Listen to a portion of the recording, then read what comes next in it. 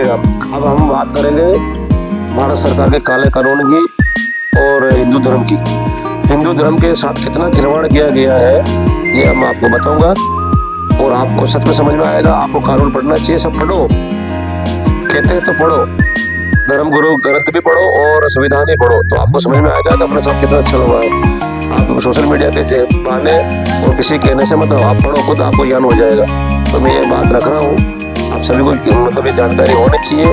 अगर मेरा वीडियो अंत तक जरूर देखना ताकि आपको समझ में आए कि कानून क्या क्या अपने खिलाफ बने हुए हैं और क्या अपने फायदे वाले हैं। लगभग फायदे तो अपना कुछ है ही नहीं इसमें। आज अपन किसी बेटी को, किसी माँ बाप कितना पढ़ाते लिखाते, 25 वर्ष तक पूरा खर्चा उठाते, उसकी हर इच्छा पूरी करते, और वो लड़की 18 होने के बाद कहीं किसी के साथ भाग जाए तो वो जाके बोल देती कि मैं मेरे माँ बाप को नहीं जानती, तो कानून उनका समर्थन करेगा।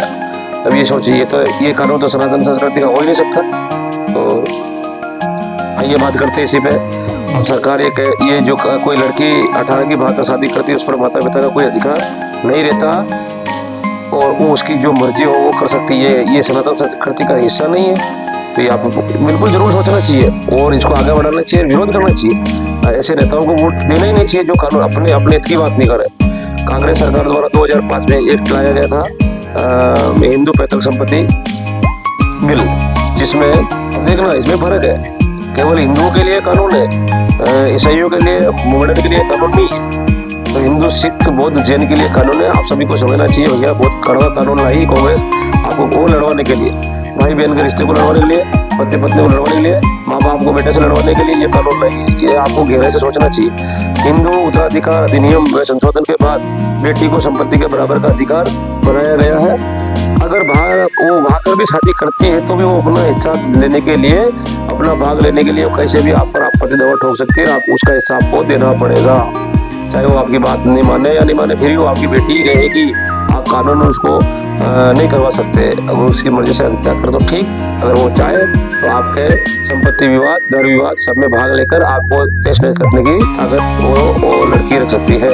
ये काला कानून बनाया कांग्रेस ने, जिसको पैतृक संपत्ति हिंदू उत्तराधिकार अधिनियम के तहत संशोधन कर इसको बदला गया। ये जरूर आपको देखना चाहिए। अब कानूनी रूप से भी आपकी वो बेटी रहेगी, बदल नहीं सकते आप उसको, आप कुछ नहीं कर सकते हो। आपके इतने हाथ बांध दिए गए हैं आपको खत्म करने के लिए, जबकि ये कानून मुसलमानों के लिए नहीं है, ये केवल हिंदू उत्तराधिकार के लिए है। अब इसमें भी समानता का अधिकार का फर्क है क्या? बोलते समानता का अधिकार, कानून कहता समानता का अधिकार। मैं जो बोल रहा हूँ आपको हर आदमी को देखना चाहिए भैया, समझना चाहिए।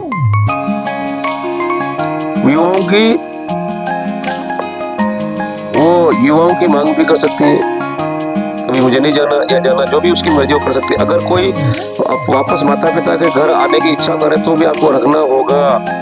आप नहीं कह सकते उसको निकाल सकते, कानून उसको अधिकार है, क्योंकि वो आपकी बेटी ही रहेगी, ये आपकी बेटी ही रहेगी। आप उसको बदल नहीं सकते, आप उसको बदल नहीं सकते हो। अब कानून कहता है कि समानता का अधिकार है, आप समझना बहुत ही महत्वपूर्ण बात है।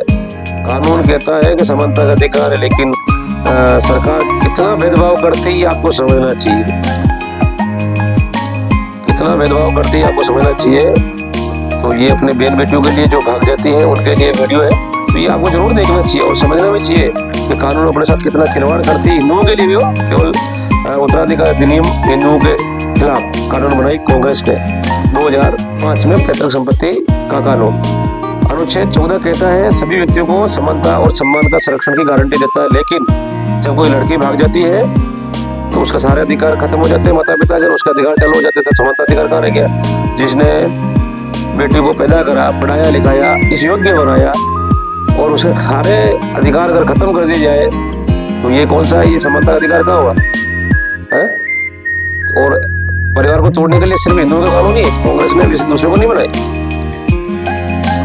दूसरा आता धर्म जाति लिंग जन्म स्थान पर आधार भेदभाव करने के लिए अनुच्छेद 15, वो था 14 अनुच्छेद, ये था 15 अनुच्छेद। लेकिन इसमें होता उल्टा है, कोई भी ऐसी केस लगा किसी को झूठा दवा में ठोक मतलब उल्टा कर देता है, तो भैया ये तो उल्टा अत्याचार हो। ये तो कानून का कितना दुरुपयोग हो रहा है, वो अत्याचार हो गया। मैं तो कहता हूँ संविधान संशोधन की जरूरत है और गीता भागवत और रामायण के आधार पर संविधान बनना चाहिए, किसी के साथ भेदभाव नहीं हो और कोई दिक्कत भी नहीं आए। अब अनुच्छेद 16 कहता है आपका सभी को रोजगार के मामले में समानता का अधिकार होता है। और कितना उल्टा होता है, 90 नंबर वाला घर बैठा है और 30 नंबर वाला हाई प्रोफाइल नौकरी कर रहा, तो भैया समानता का अधिकार कह रहा। आप कुछ इसका फैसला कीजिए, मैं कुछ नहीं कर रहा हूँ, आप खुद इसका फैसला कीजिए, सुनिए, समझिए। ये कानून लिखा हुआ मैं नहीं बोल रहा हूँ, ये आपका संविधान है जो आपको मूर्ख बनाया गया है अंग्रेजों का कानून जो आप पे थोप कर।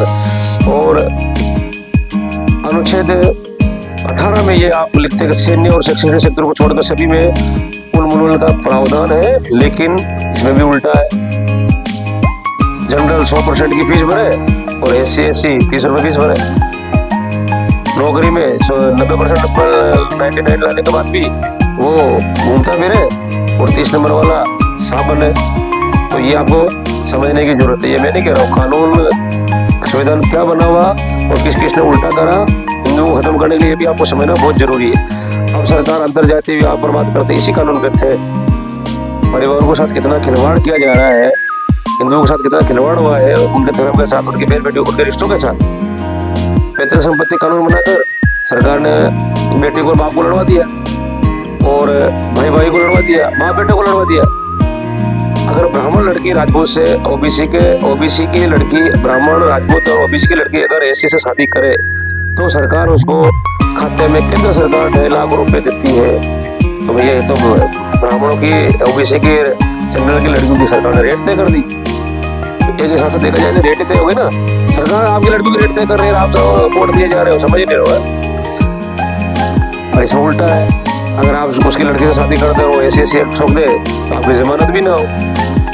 ये कितनी मतलब विचारणीय बात है भैया, आपको सोचना चाहिए। मैं जो बोलता हूँ जो भी आप देखो आगे शेयर करो और सबको ये चीज बताओ अनुच्छेद में क्या लिखा हुआ है। ओबीसी की लड़की सरकार से अगर रेट मतलब फिक्स कर दी और जनरल ओबीसी की और क्षत्रिय की, अब इसमें भी उल्टा हो गया। अब राज्यों में अलग अलग देखो, राज्यों ने केंद्र सरकार तो दे ही रही है पर राज्य अलग अलग रेट दे रही है। अब राजस्थान में 10 लाख रुपए ये सरकार ये कम करा गहलोत सरकार ने, ये भी कांग्रेस की सरकार थी जब उसने 5 से 9 से 2.5 से 5 से 10 लाख रुपए कर दिए। तो हिंदुओं को खत्म करने के लिए अपने हिंदू भाई की सरकार ही चलती है जिसमें गहलोत था और सोनिया गांधी के शासन में 2005 में ये सारे उल्टे काम हुए। नेहरू जी ने तो बहुत ही उल्टा करा, आप सबको पता है। ये कहने जो नहीं, आंकड़ा बताते हैं, अपन उसमें कोई आरोप नहीं लगा रहे, जो सत्य वही बता रहे, जो लिखा हुआ है।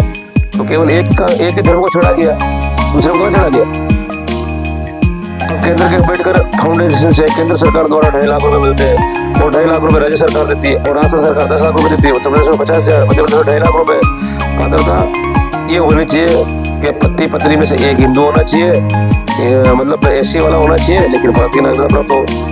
और हिंदू मैरिज एक्ट के 1955 के तहत उनका पंजीकृत होना अनिवार्य है और केवल एक शादी के लिए ये प्रावधान रखा गया है। तो आपको ये चीज जरूर सोचनी चाहिए, मैं ये नहीं कह रहा हूँ, लेकिन ये बहुत ही कड़े कानून बनाए आपके लिए जो आपको सोचना चाहिए। तो ये मैंने आपको बताया। अब समानता का अधिकार तो आपका खत्म हो गया, अब आपका कानून है ही नहीं। अब आप क्या करोगे, आप किसको वोट दोगे? अब आपके नेता को बुलाओगे, उनको समझाओगे या अपनी मांग उठाओगे? आज एक बहुत दुर्घटना हुई, एक लड़की किसी खट्टे के साथ भग गई या फिर किसी के साथ भग गई, लेकिन जो पिता 25 साल तक उस लड़की का भरण पोषण करता है, माता पिता का कोई अधिकार नहीं क्या?